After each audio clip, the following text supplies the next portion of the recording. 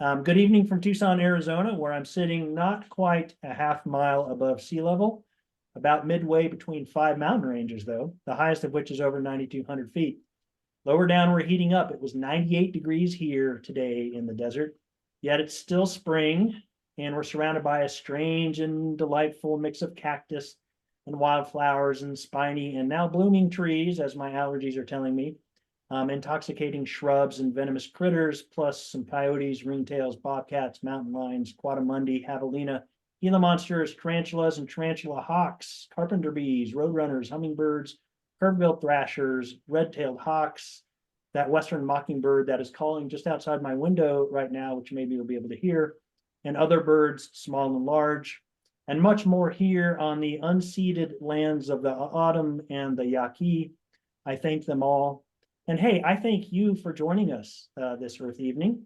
And I thank the graduate program in creative writing at Western Colorado University for sponsoring this evening's reading. In fact, because they are our sponsors, they deserve a little more love, which would include here a link. And Derek maybe can talk a little bit more about that when he's up, if he so desires. I think they're still admitting applicants for that program. Okay. Oh, and I also thank Derek Sheffield for hosting this evening, as well as our readers, Byron F. Aspaas, Gary Soto, and Dorianne Laux. Welcome to the Terrain.org Earth Day and National Poetry Month reading. My name is Simmons Bunton, and I'm the editor-in-chief of Terrain.org, with my floaty head here with this backdrop. We are the world's first online journal of place, with a particular focus on place, climate, and justice. And I'm so glad you're spending your Earth Monday evening with us. And for those of you who cannot join us because of Passover, thank you for watching this recording.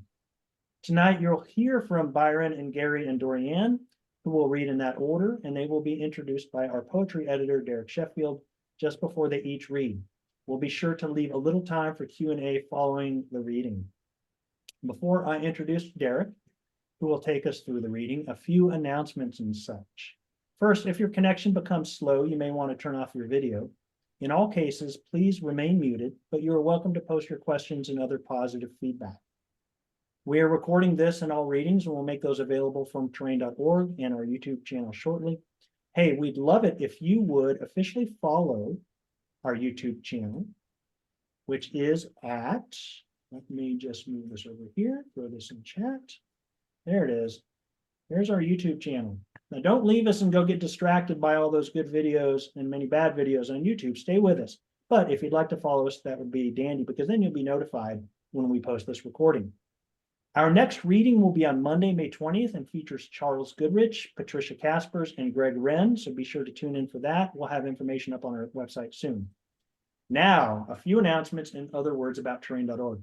First, tonight, I'm delighted to announce the winners of Terrain.org's 2024 Editors Prize, all of whom are here but don't know why I've asked them to join us. This is given annually in poetry, nonfiction, and fiction to a contributing writer of color, a member of the LGBTQ+ community, a woman, or other contributors from other marginalized communities whose contribution explores place, particularly in the context of social, environmental, or climate justice. The prize carries a $500 award. So please join me in congratulating for poetry Karen Vargas for her poem, The Sheep Herder, published on November 23rd, 2023. Congratulations, Karen. Let me just post the link to that here in our chat. There we go. So yeah, congratulations, Karen. We all love that poem and are delighted to award you the Editor's Prize. And for nonfiction, Christiane Hinz for her Letter to America essay, A Rewilding, which, by the way, will be included in the upcoming volume of Best American Essays. Super excited about that and this wonderful Letter to America that Christiane joined us. Congratulations, Christiane. There's the link to that. And then actually, let me just get this link all queued up too.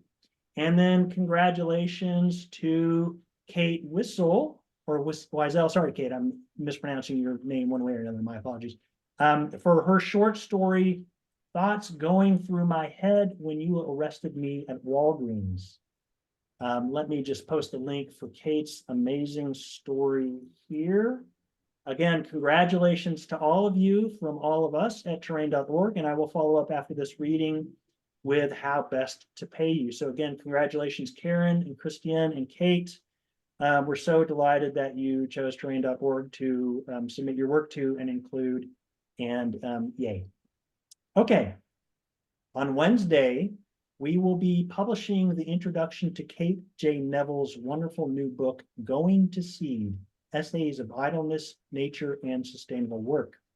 Going to Seed won the inaugural Sowell Emerging Writers Prize, which is co-sponsored by terrain.org, the Sowell Family Collection in Literature, Community, and the Natural World, and Texas Tech University Press, which will publish the book in May.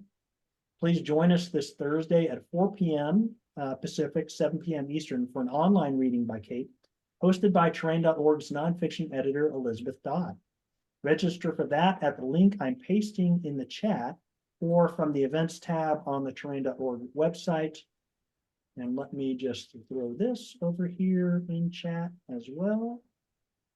Sometimes Simmons has too many monitors to work with here, but such is the nature of our virtual world. Okay.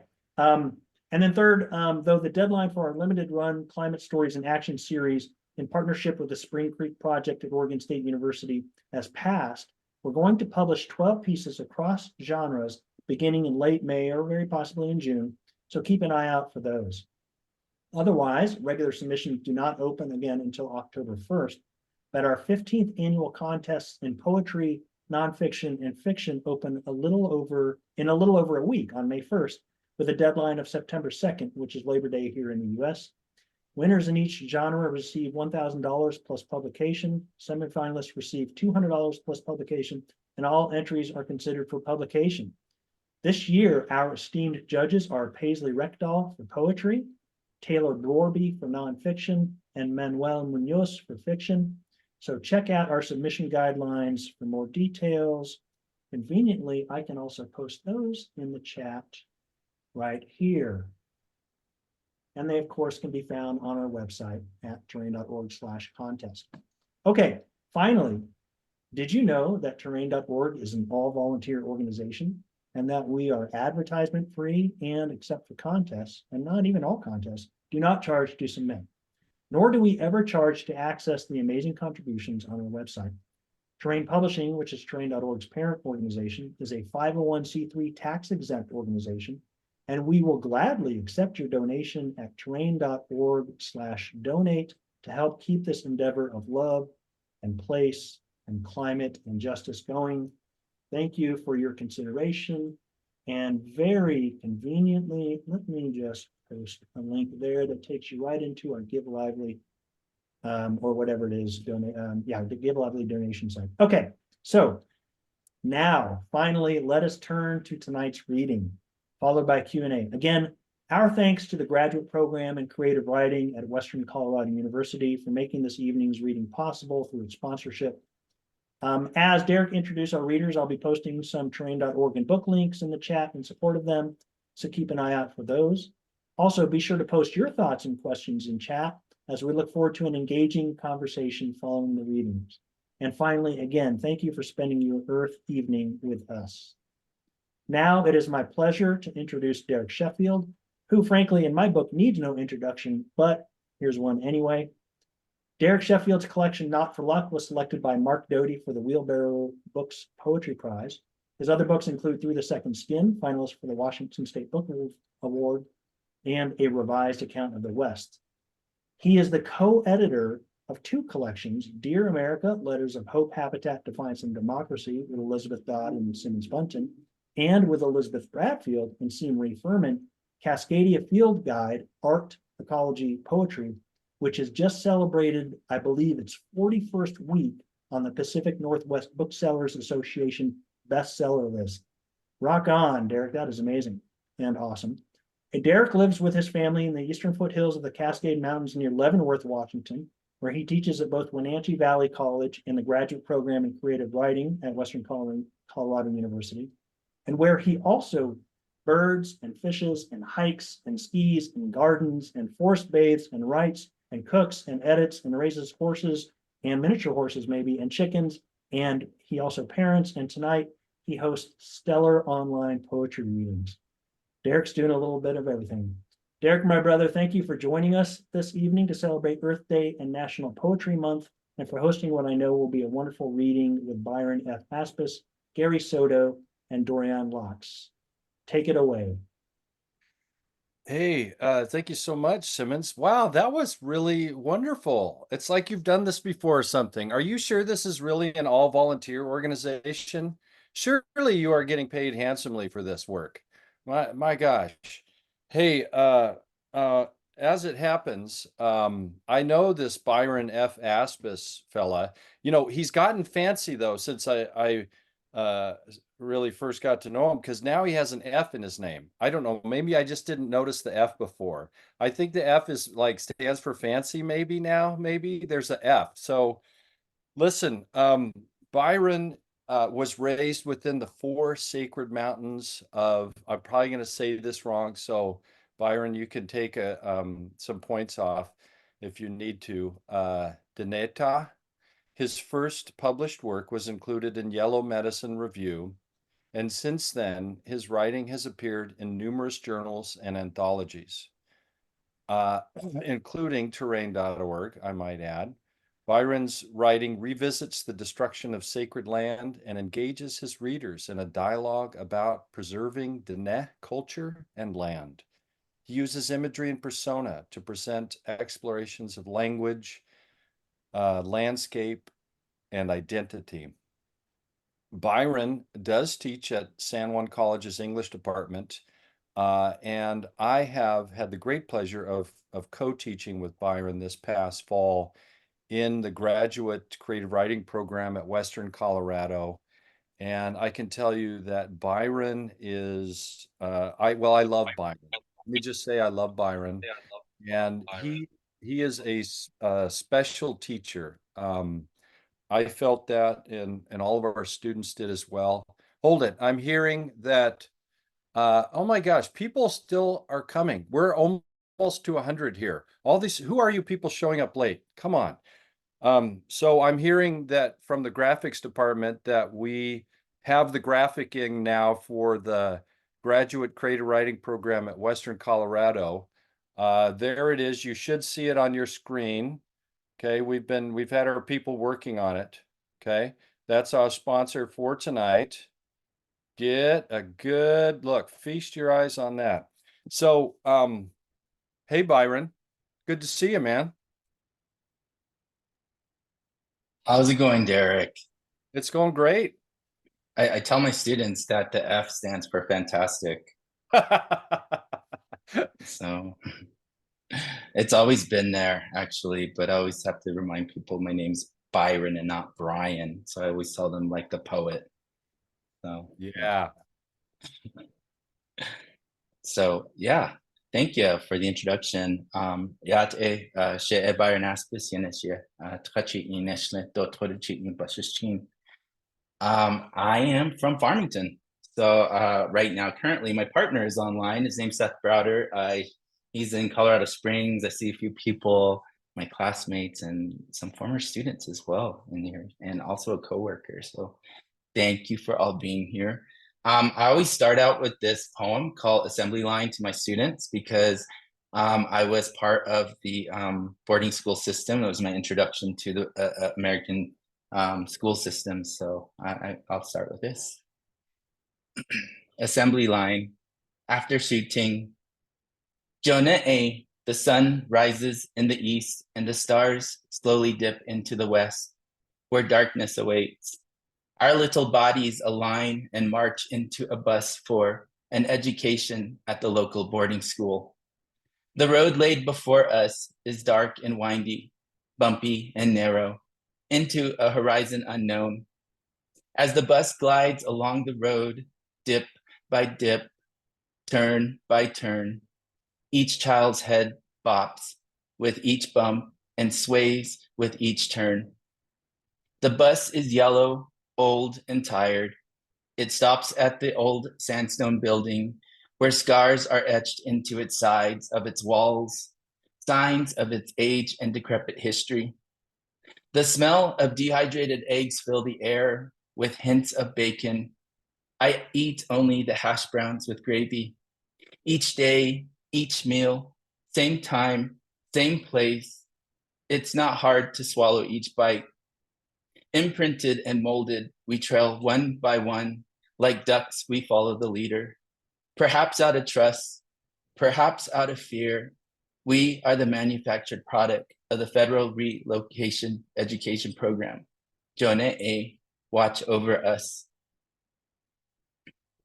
I always start out with that because it's the first poem I had ever written at the Institute of American Indian Arts. I didn't know how to poem, and so we did an imitation poem.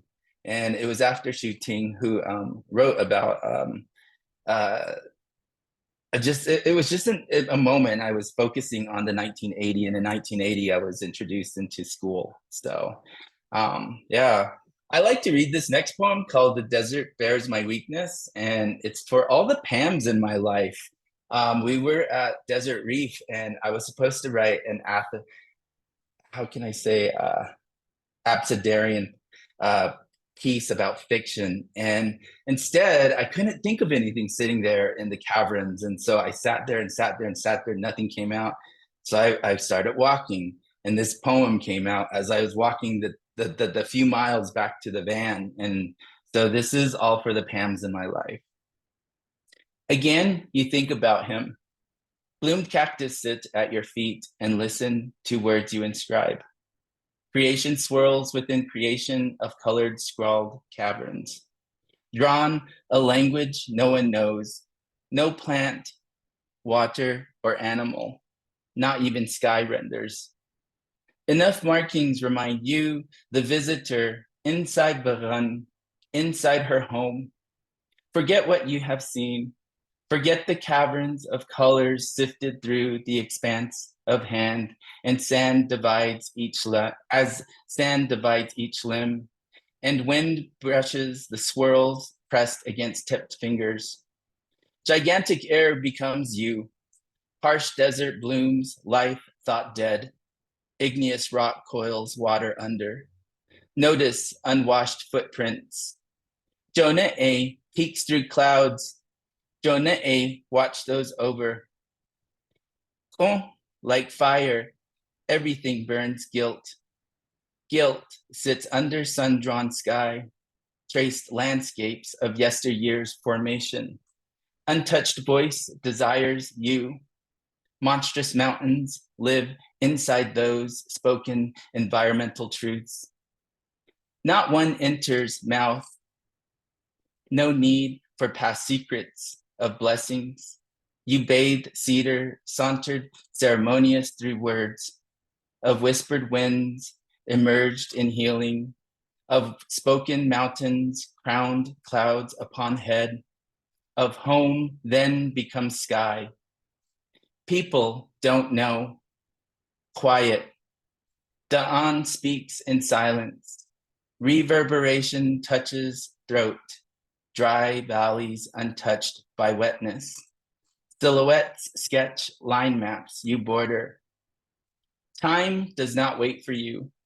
Time sits at home watching HD TV, reciting memories during commercials. Uneven rocks swivel beneath you. Visuals unwind vocal cords you string. Wind sways words upside down. Xeriscape unearths creativity you seek. Your desert land is nothing. Zero, a word you learned in boarding school. Atin. So sorry, I'm getting used to bifocals, and so I keep kind of seeing doubles at points. So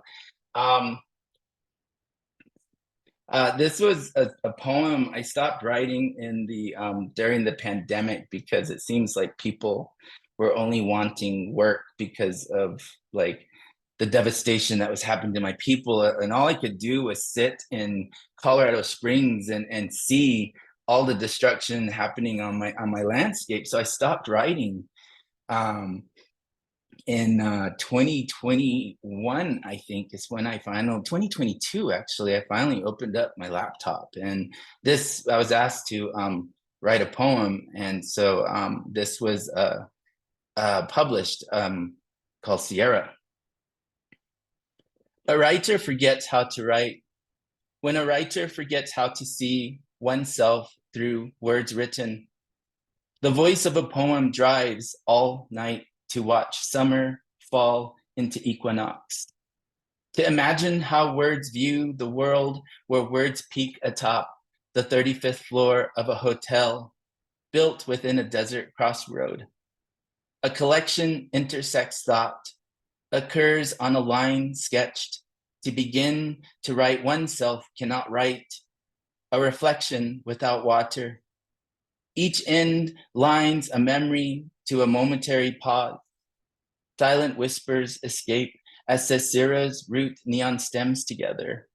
As prayer exhales smoke, plumes the horizon lavender. Metallic clouds lace cliff sides where night touches for the first time.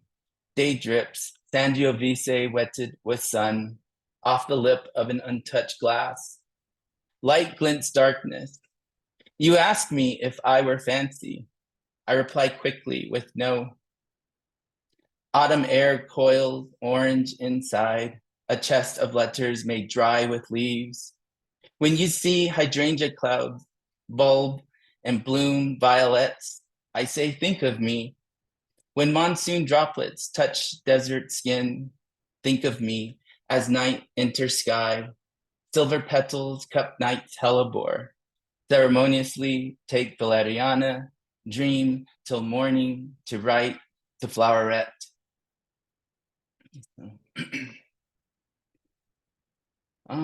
Let's see. I think I have one more piece here.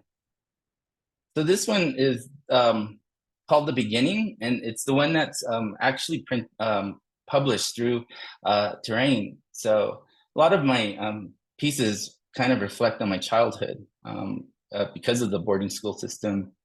I didn't know how to write until age 33 and figured out how to write anything until I was in my 40s working with Derek. So the first school I attended was an Indian boarding school. I remember the first day of kindergarten. I remember seeing my mom leave quickly when I ran towards her. The blue carpet is what I remember.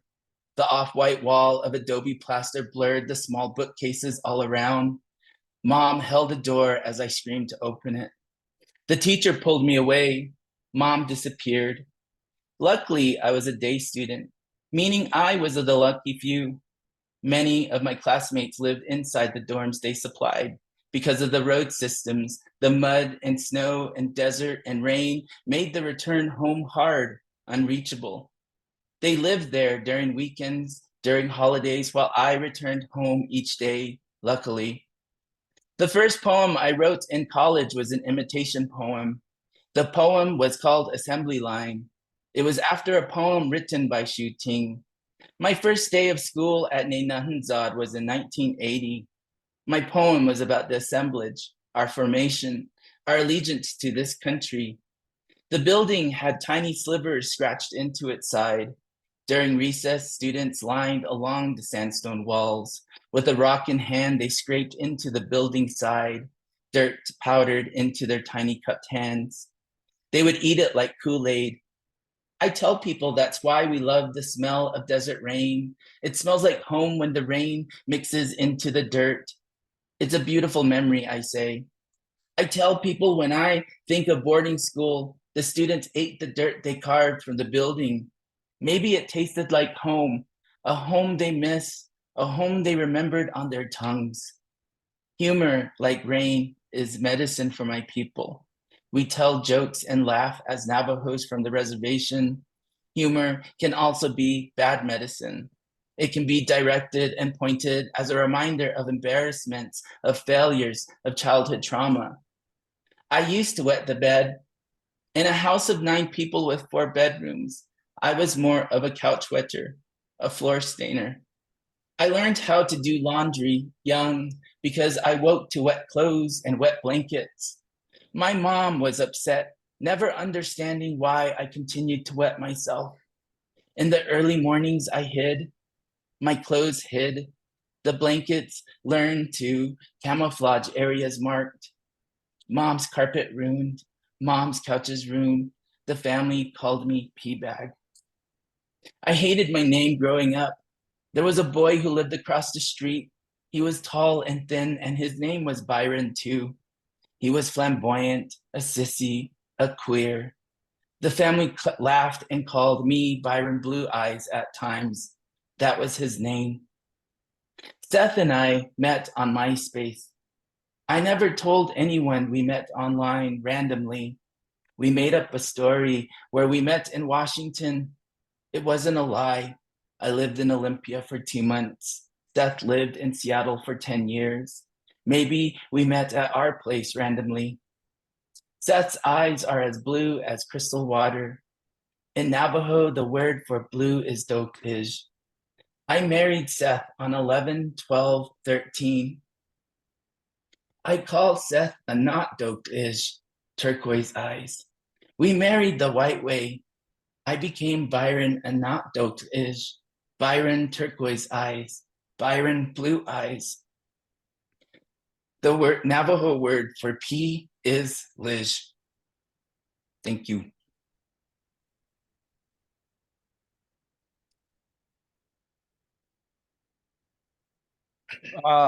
Wow. So maybe you can see why I love Byron. Thank you, Byron. That was special. Yes, fantastic is the word. Byron Fantastic Aspaas.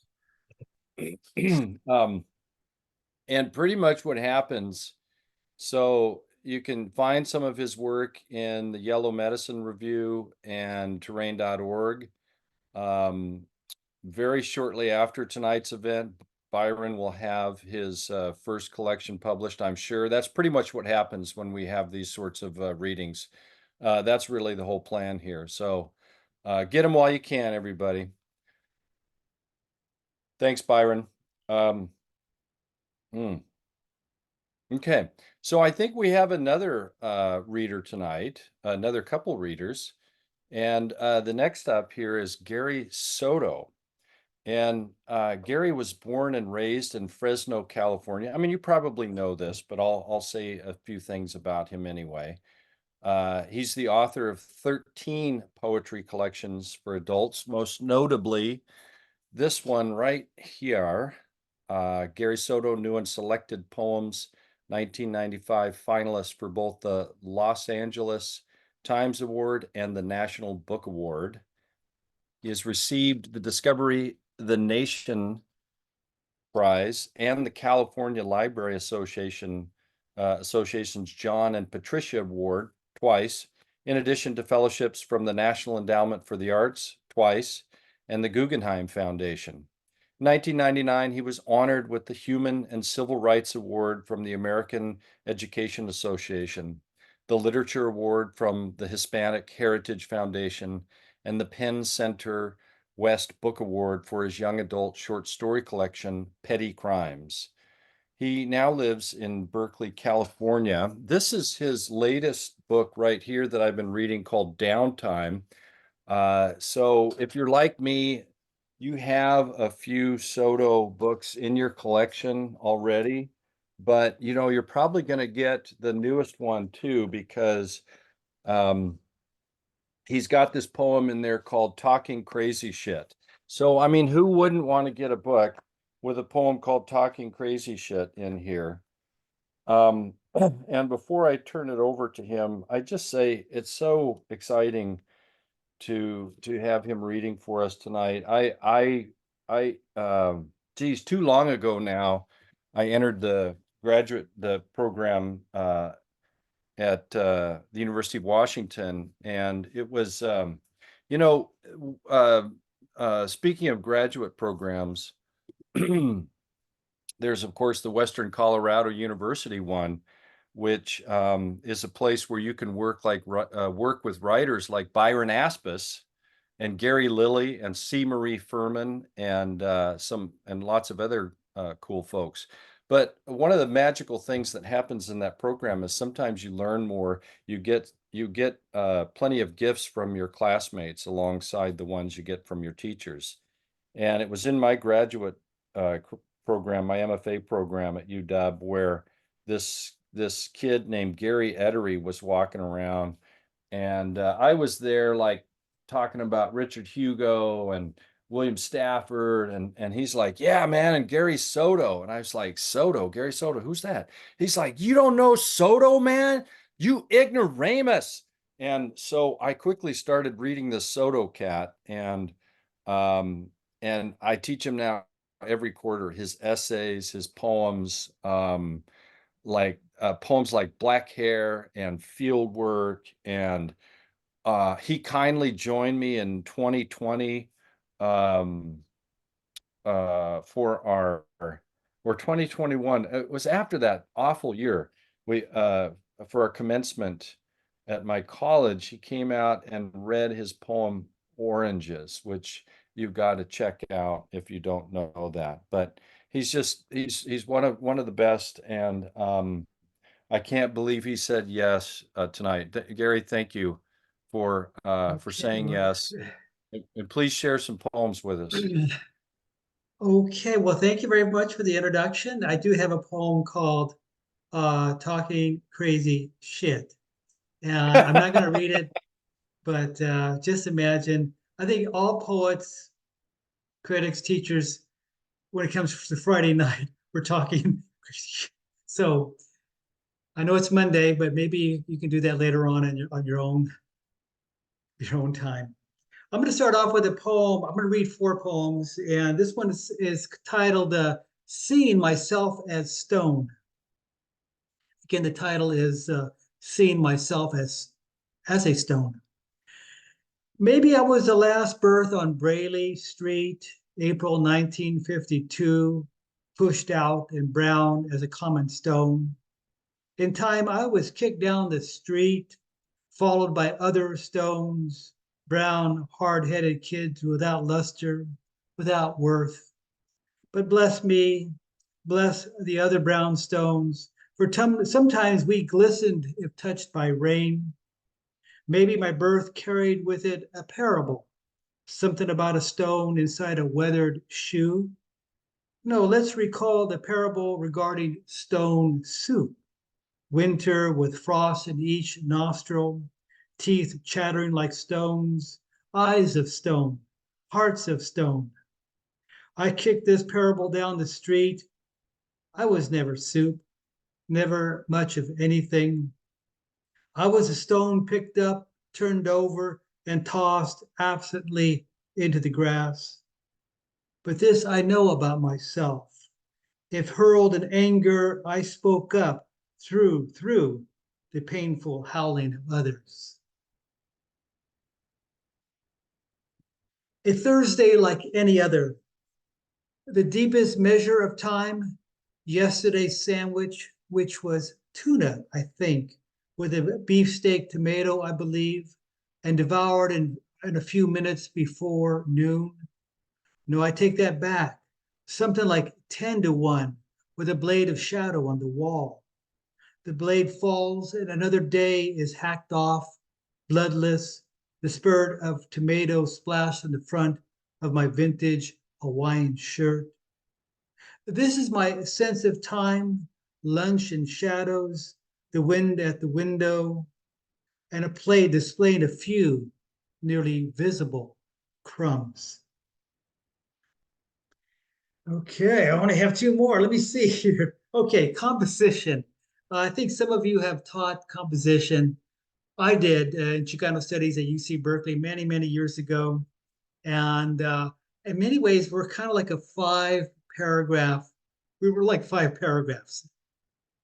The introduction, the 3 main paragraphs of our life, and then, of course, the conclusion. So I'm going to read this poem called Composition. Beginning, middle, and end, the rules of composition, as in a 5-paragraph essay that starts, he was born in a unique time, and ends, he died in a unique time. I have a little more to say about college essays. We're all born, we all die, and the unique parts I'm not sure about. But the middle of the essay, as in the middle of life, should be longish, no downright fat with imported beers, platters of oysters and cured meats, friendships, clothes, dental work, Pilates classes, bank deposits, withdrawals, 2 or 3 late model clunkers, a ramble in the English countryside, breakups that sting for a month, danceable Motown music, lost keys, 2 credit cards, in case one doesn't work, the occasional job, love for all. Pad, pad the essay. Make it long, name drop important and unimportant historical heroes, starting with Adam, rabble rouser, and a fig leaf. Hell, why not? Let's return to our college days, our college poverty, with our pockets turned inside out, the day old pizza we called breakfast. Let's consider our youth, the consensual doggy style, excuse me, there's the F word here, the doggy style blank with sunshine beaming through the dorm windows onto our glorious butts. For really, who wants to come to the conclusion of our 5-paragraph lives? Okay, and let's see here. What you can't do. You know, there's a lot of things I couldn't do. I mean, physically, I couldn't do this. Our daughter is she's really smart. She knows math and this and that. I'm terrible at math. You know, my physique. The first time I went out for wrestling was 1967, weighing 95 pounds, and I was pinned in 13 seconds. She was really tough, and I just knew this. So the physical part didn't work. The intellectual part didn't work, and so I realized what things I couldn't do, and I can't do these things in this poem. I can't pull Fidel Castro's beard, bicycle the Himalayas, strike up a conversation with a bowl of oatmeal, reclaim my hair from a comb, reconnect the radiator hose of my sex life, give a pint of blood to refresh the anemic chimp, and accept on behalf of an actor in rehab a daytime Emmy. I tap a pencil against my thigh. Oh, that's right. I can't shake hands with the starfish, rumble with a bear, judge the value of bitcoins, reupholster my buttocks to genuine leather, or build an aircraft carrier applying the geometry of a bent paper clip. We have our limits. I have my limits. I tried singing. I tried sports. I tried flower arranging. I once mounted a horse and from that height stared down a rattler, a yarn for 3 chords of cowboy poetry. 2 wives, out of the question. 3 friends, let's call them Curly, Larry, and Moe. A ballroom brawl, amigo, fighting flies circling your shot glass is harder than you think. And to think that when I met Fidel, I was inches away from pulling his beard. Imagine the blood on a prison wall. And one last poem, and again, it's a pleasure to be here with this crew of writers, poets, and listeners, and teachers.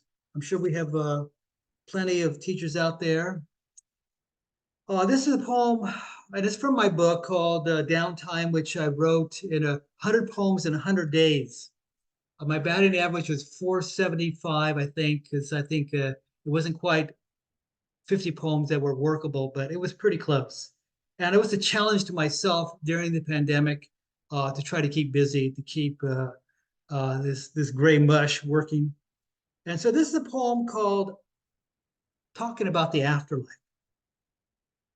As I said, I'm taking flying lessons. You're going to be my first passenger. My poet friend said, man, I would have a better chance with a chimp at the controls. Laughter without drinks, a laughter with sober tears in our eyes, I said, oh, the chimp's coming along.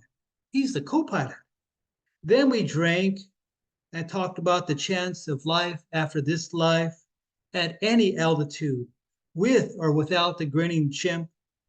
We tapped beers, drank, and revisited the saga of our hair lost on Highway 99. We pondered old age and adult diapers on the propeller job, altitude of 5,000 feet and rising. You never know how long the flight will last. Again, it's a pleasure to be with you today, and it's good to see all of you. I feel like I'm in this like jury duty. We have all these faces when we're going to select who is going to be on the jury. Thank you again very much. Oh man, that was lovely, Gary. Thank you. You need to check out the chat. We'll grab this too afterwards, but you're getting a lot of love in the chat. Hundreds and thousands around the country and so forth. Whether you know it or not, they love you. We love you. And do spread the word. In this new book, you will learn details about Gary Soto's sex life, what he can and cannot do. So get that out there. There is another F word or two in there as well, I recall. So, and you can read it aloud if you want. Listen, Gary. Disclaimer, okay? All right.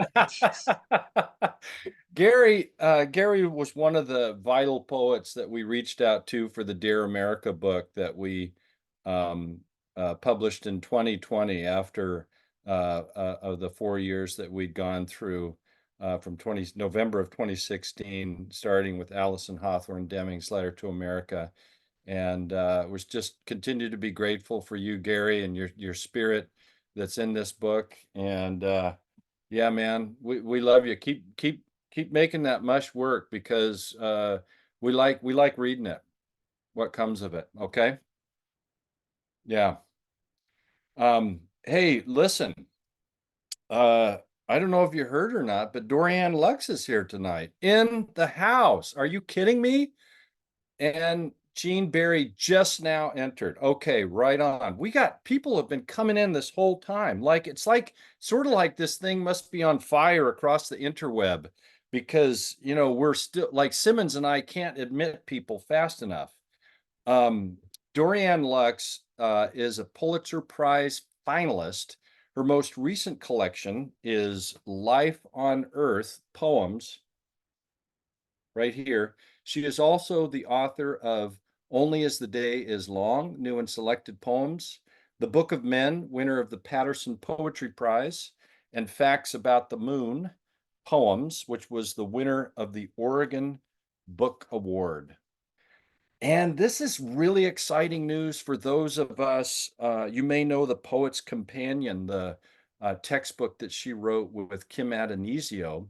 Well, there's a new one coming out that Dorianne has written in July of 2024, Finger Exercises for Poets. So I'm pretty excited about that. Laux is a founding faculty member at Pacific University and a chancellor. Oh, talk about fancy. We got a chancellor of the Academy of American Poets. And here's you can see it wasn't Gary Edery, it was Dennis Held. I was at a bookstore, going through the shelves, and Dennis Held, we came across this book right here, this beautiful book right here. Look at that. Look at that kid. Look at that kid. And Dennis was like, hey, this is, Dorianne Laux, don't you? And this was, I don't know, like 25 years ago. And I'm like, I think I've heard her name, And he's like, yeah, if you don't buy this book, I'm going to punch you. And so I bought the book because I didn't want to get punched. And then that led to my Dorianne addiction. And my God, she's just incredible. And if Dennis Held really introduced me to her, if you know Ellen Bass and her work, you know that Ellen is constantly talking about how Dorianne pretty much taught her everything she knows. And Ellen has only deepened my appreciation for Dorianne. Dorianne, thank you so much for being here with us tonight. Please share some of your, as Nick Flynn says, essential poems with us. Thank you so much, Derek. And thank you, Byron, for that wonderful reading. And Gary, my hero. Gary, like many people I see here, have taught his poems for years, right? You know, and not only did I teach his poem, but when you talked about the Poet's Companion, one of his poems is in that book, and it's Oranges. I don't know if you even knew this, Gary, but you're in this Poet's Companion that Kim and Anuzio and I wrote years ago. And since he didn't read it, I'm going to read it because that's how much I love it. It's called Oranges.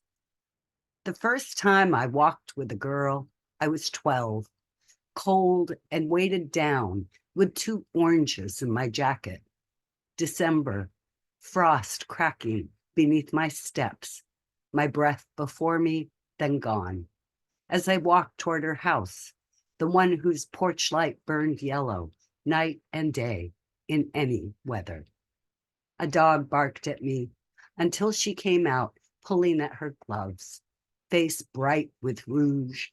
I smiled, touched her shoulder, and led her down the street, across a used car lot and a line of newly planted trees, until we were breathing before a drugstore.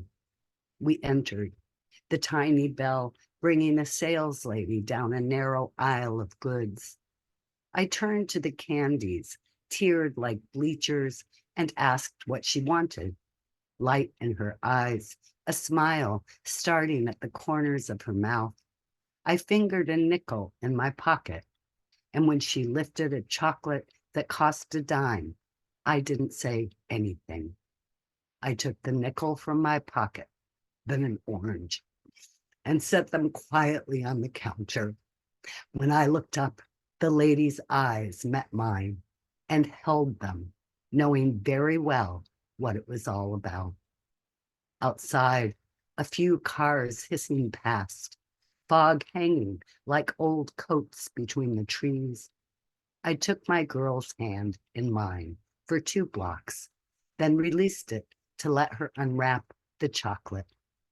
I peeled my orange that was so bright against the gray of December that from some distance, someone might have thought I was making a fire in my hands. I mean, come on. Okay, beautiful, superior. Oh my gosh. Oh my God, that poem kills me every time I read it. Every time I start to tear up. I love that lady. She will live forever in my mind, as I'm sure she must live in yours. And so I thought, did you know we were born in the same year, 1952? It was a good year for poetry. Nobody knew it yet, but you know. And so I thought I'd start the reading, since it is for Earth Day, with my poem from Facts About the Moon, which has a wonderful cover design, and it's oh, what's his name? You know, the guy with the hats on the guys' heads that have briefcases and suits, and they're kind of floating in the air. I know you know who he is, but it's very unlike what he usually does, which is very surreal paintings. And but this one, the only way you can tell it is him is because there's this little tiny moon inside the tree. I'll remember his name at some point. But it's called The Life of Trees. The pines rub their great noise into the spangled dark, scratch their itchy boughs against the house, and that moan's mystery translates roughly into drudgery of ownership. Time to drag the ladder from the shed, climb onto the roof with a saw between my teeth, cut those suckers down. What's reality, if not a long, exhaustive cringe from the blade, the teeth? I want to sleep and dream the life of trees, beings from the muted world who care nothing for money, politics, power, will, or right, who want little from the night, but a few dead stars going dim, a white owl lifting from their limbs, who want only to sink their roots into the wet ground and terrify the worms, or shake their bleary heads like fashion models or old hippies. If trees could speak, they wouldn't. Only hum some low green note, roll their pine cones down the empty streets, and blame it with a shrug on the cold wind. During the day, they sleep inside their furry bark, clouds shredding like ancient lace above their crowns. Sun, rain, snow, wind, they fear nothing but the hurricane. And fire, that whipped bully who rises up and becomes his own dead father. In the storms, the young ones bend, and the old know they may not make it, go down with the power line sparking, broken at the trunk. They fling their branches, forked sacrifice to the beaten earth. They do not pray. If they make a sound, it's eaten by the wind. And though the stars return, they do not offer thanks, only ooze a thicker sap from their roundish, concentric wounds, clap the water from their needles, straighten their spines, and breathe again. So that's what the trees give us, our breath. And so I'm going to read from Life on Earth. And there's a short epigraph from Mary Ruffalo, who was the poet who was the second finalist for the Pulitzer.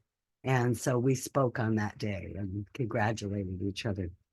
And she said, I began writing because I had made friends with the dead. They had written to me in their books about life on Earth. And I wanted to write back and say, yes, house, bridge, river, hair. No, maybe, never, forever. So that's Mary Ruffalo. And the first poem in the book is called In Any Event. If we are fractured like stars, bred to shine in every direction, through any dimension, billions of years since and hence. I shall not lament the human, not yet. There is something more to come. Our hearts a gold mine, not yet plumbed, an uncharted sea. Nothing is gone forever. If we came from dust and will return to dust, then we can find our way into anything. What we are capable of is not yet known. And I praise us now in advance. And the first poem in the book, I wrote a new and selected and wrote 20 new poems for my mother, who had died a few years prior. And I thought, okay, thank God I'm done writing poems about my mother. I'd written poems all my life about her. She's my muse, you know, and I thought, well, I've put them all into one place and I can leave them now. And of course, this book begins with a poem about my mother. It's called Spirit Level. And for those of you who don't know, it's the little thing carpenters use to make sure all their boards and timbers are straight. And it begins with a quote from Gary Snyder, who says, when making an axe handle, the pattern is not far off. My mother was either horizontal on the couch or vertical, a plumb line from her spine to the top of her head to the ceiling that spins when she drinks. Alcohol and an air bubble, trapped, sealed, and fixed inside her. Her face carved from wood, a tear gliding slowly down the curve of her cheek. My mother was once a spirit in this world. Once she breathed for me, above me, beside me, behind me.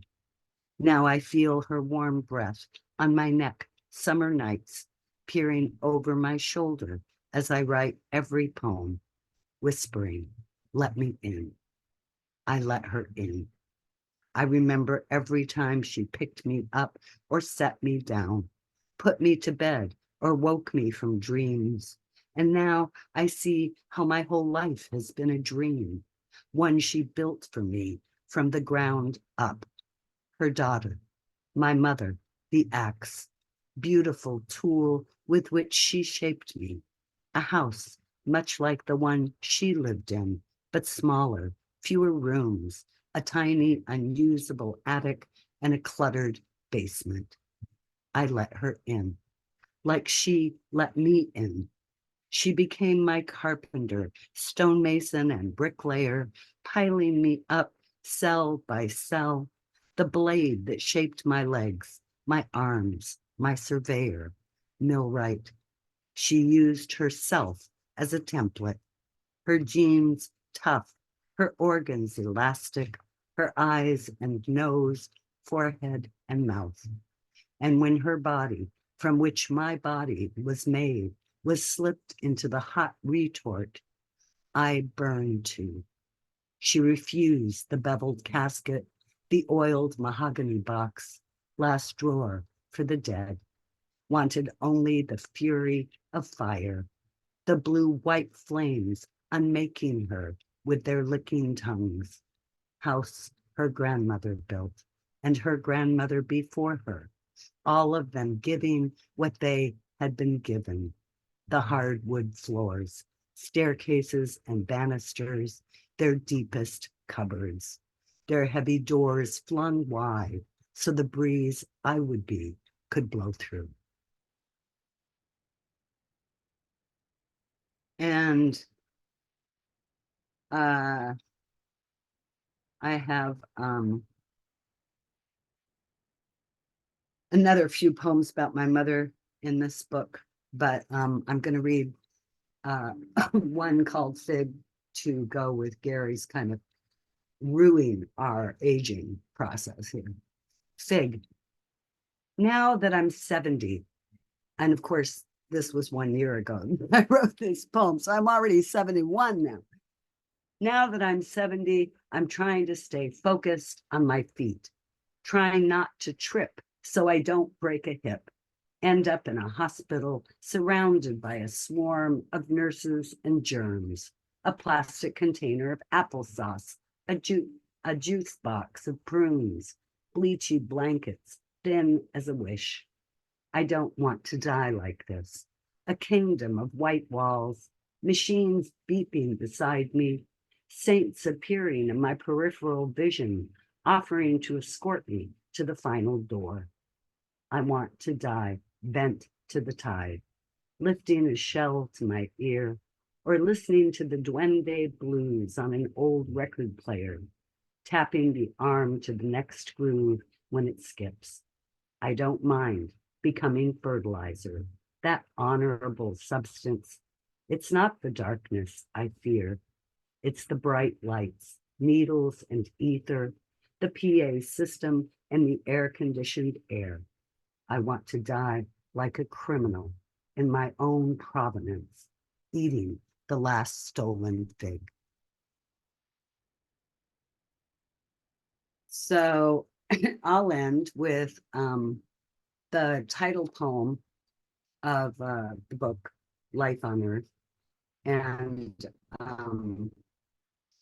this is it, Life on Earth.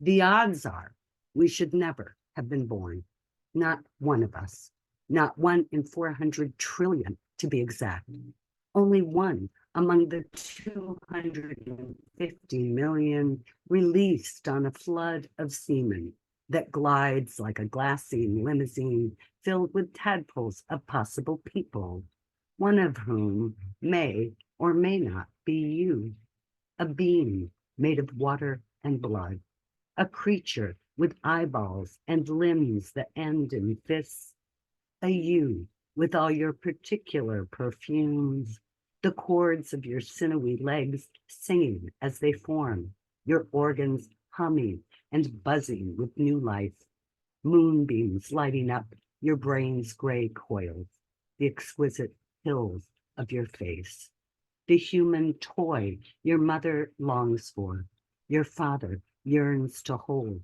the unmistakable you who will take your first breath, your first step, bang a copper pot with a wooden spoon, trace the lichen growing on a boulder you climb to see the wild expanse of a field, the one whose heart will yield to the yellow forsythia, named after William Forsythe, not the American actor with piercing blue eyes, but the Scottish botanist who discovered the buttery bells on a highland hillside, blooming to beat the band, zigzagging down an unknown Scottish slope.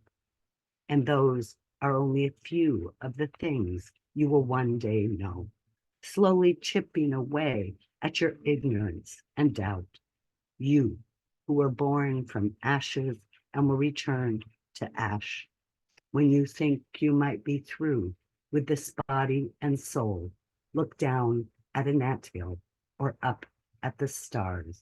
Remember your gambler chances, the bounty of good luck you were born for. Thank you. Thank you all so much. Ooh, whoa. There's some deafening applause coming in through the interweb. Holy shit, someone said. Oh, sorry, Gary. Holy S word. Oh my gosh, look at this. Yeah. What? That's a lot of love. Karen Anhui Lee. Hey, you're here. You're on our board. Happiest of days. Thank you, Karen. It's so nice to see all your comments and your faces. Dorianne, that was so special. Um, thank you. Thank you for that. My gosh. Breathtaking, really. Thank you. Thank you all for being here. What an honor. So, let's see. We're going to turn into a pumpkin soon. And but I do think we've got a few minutes just for a couple of questions, maybe. And so if that's okay, I saw Dorianne nodding her head. Dorianne, I was thinking as I was listening to you, poems so well made as these are really like the best teachers. And I actually just sent your poem Facts About the Moon to one of my students because she's trying to write a poem about her um, grandchild in the way that you write about your daughter in Facts About the Moon. And yeah, and I'm really excited about this new textbook. Yeah. Yeah.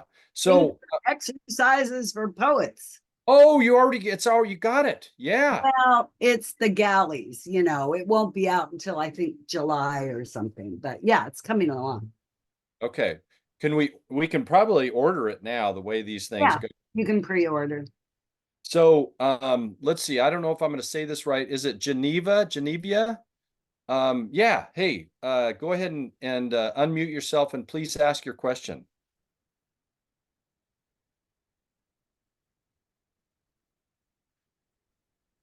Let's see, I'm not hearing you.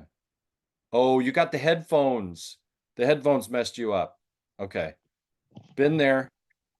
Wait, is that better? Yeah, we got you. Okay. These are new because anyway, I'm way out here in the middle of nowhere.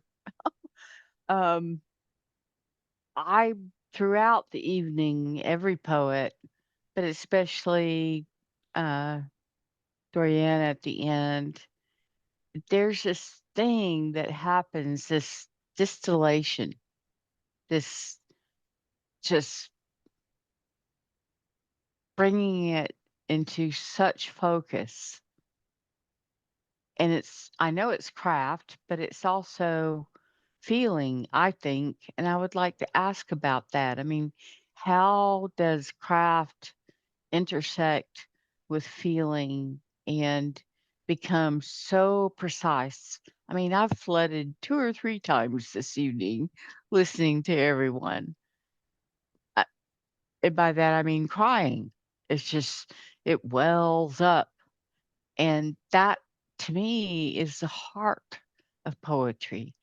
And I've experienced it across the board this evening, but especially I want to know, how does that happen, Dorianne, for you? Well, you know, no emotion in the writer, no emotion in the reader, you know. So of course you have to have feelings attached to what you're doing, or you can't write them.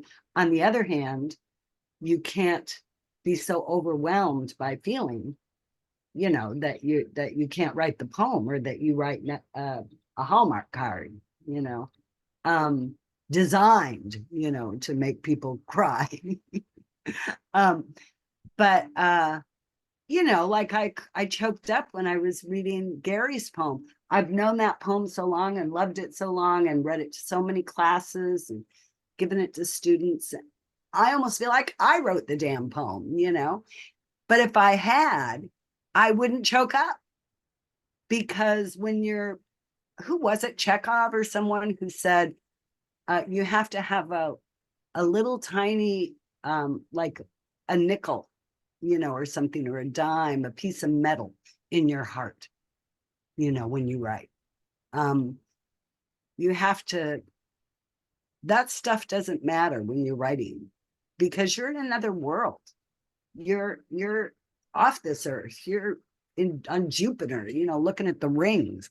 And so you're so far away from what you're saying on the page. Emotionally, it doesn't really enter into it, you know, and it kind of can't, because otherwise it wouldn't be art. So the craft of it is being able to write about something that's very human and very worthy of tears, you know, over tears possibly. But you have to have that cold little nickel in your heart that is also looking at it as an art object, and especially after you've written it, you know, then you're really looking at it coldly, you know, as a work of art. And so things you might have wanted to say, you don't say, because they're overly sentimental, or they're, you know, they don't have the right rhythm. I mean, it can be something as silly as that, but it's just, no, I need a 2-syllable word instead of a 3-syllable word here, you know. So that's how our mind thinks, I think. Gary, what do you say?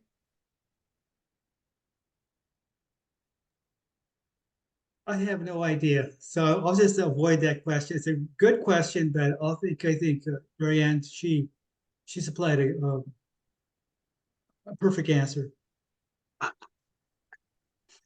Yeah, we really don't know how we do this shit.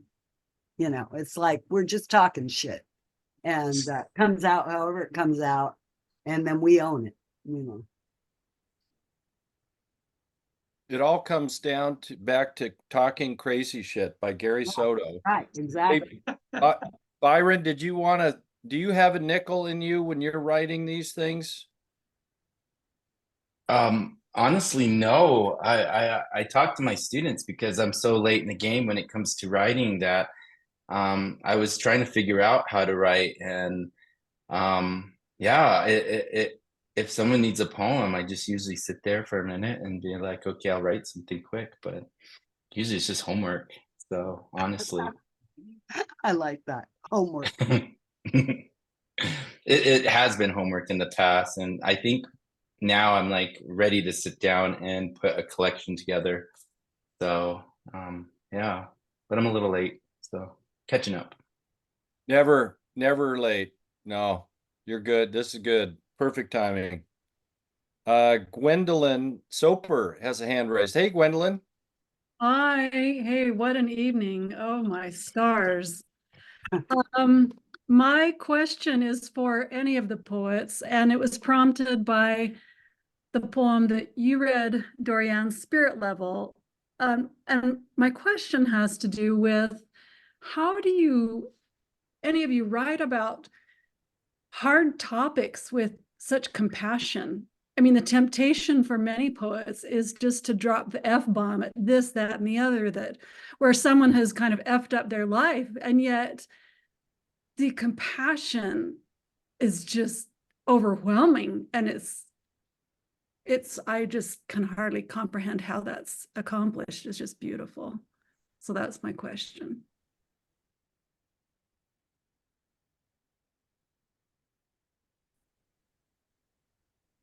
Yeah. I think it's the same thing.